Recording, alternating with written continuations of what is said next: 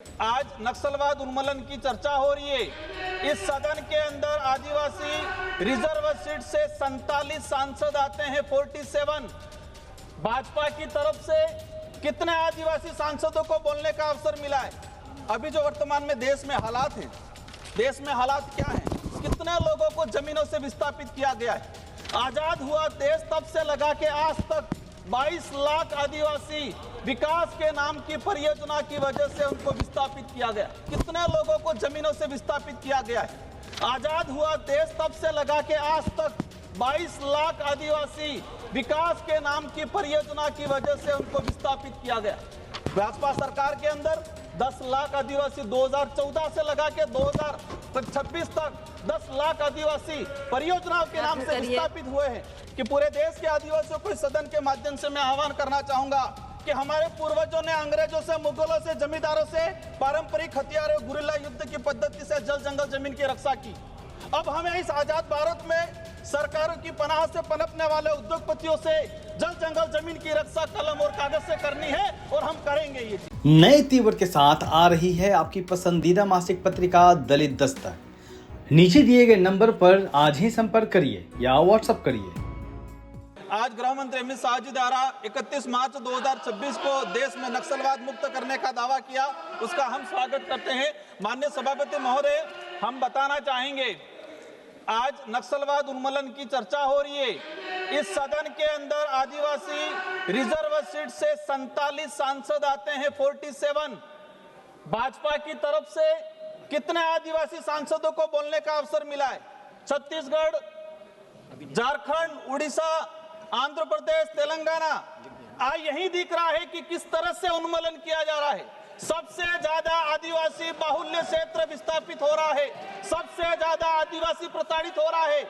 लेकिन कितने लोगों को अवसर दिया इन लोगों ने?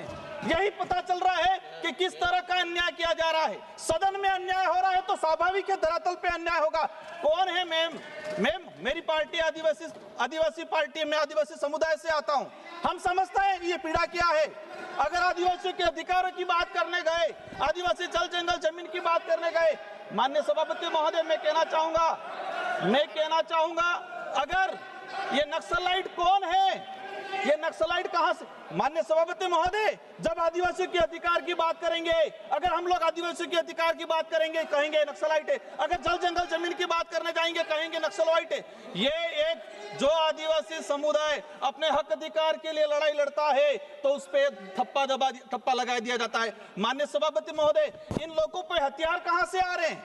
जो आदिवासी शहर में जाके डंक की चप्पल खरीद के नहीं ला सकता, उस आदिवासी के पास आधुनिक हथियार कहां से आ रहा है?